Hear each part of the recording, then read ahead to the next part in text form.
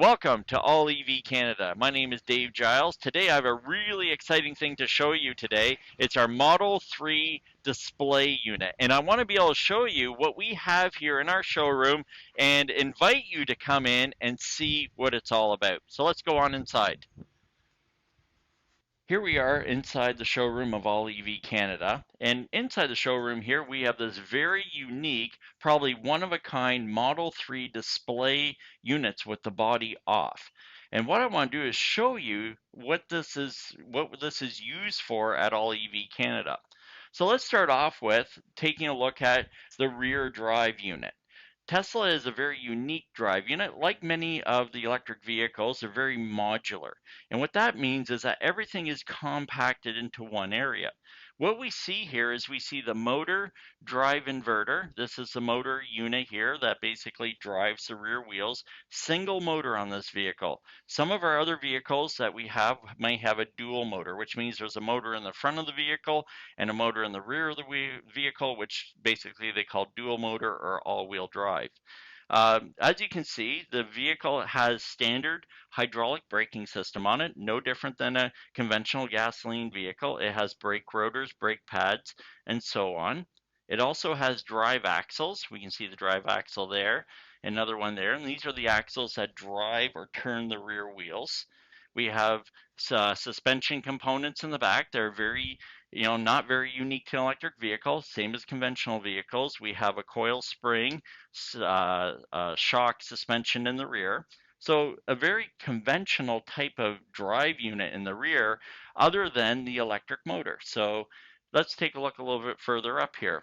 We also have the electronics. The electronics in a Tesla in this display unit live under something called the Penthouse. In fact, the back seat is what sits on top of this Penthouse. All the electronics, the charger, everything is housed under this one unit.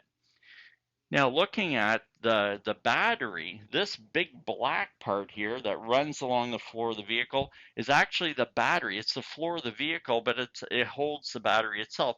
It's very unique because it puts all the weight at the lower center of gravity of the vehicle, making the vehicle handle a lot better in the winter because the weight is below the center of gravity.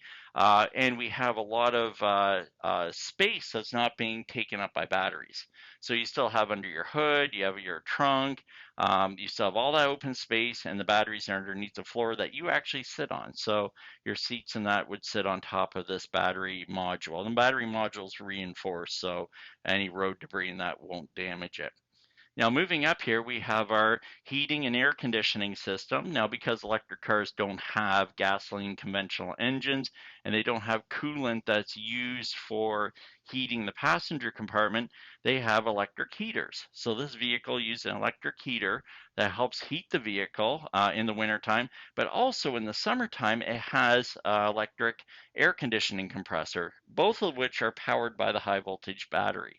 So in the summertime, when you switch over to air conditioning, it's an electric compressor that turns on that helps remove the heat from inside the vehicle. As well as that air conditioning system also helps keep the batteries cool as well.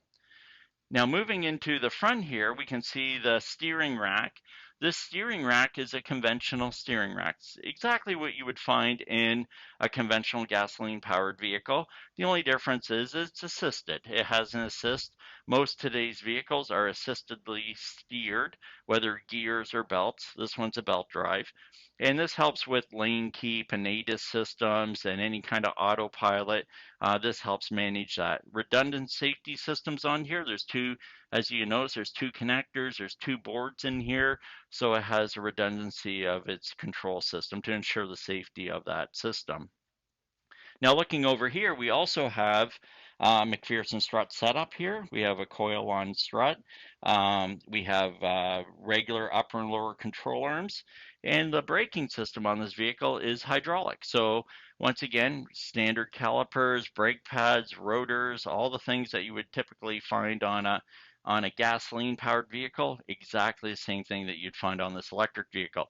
The only difference is the brakes in that on these vehicles don't wear out like they do a conventional vehicle because of regenerative braking. So the brake pad's tendency to last the life of the vehicle in most cases. But anyways, this is it. This is what we have at All EV Canada. I invite you to come down, talk to one of our EV specialists.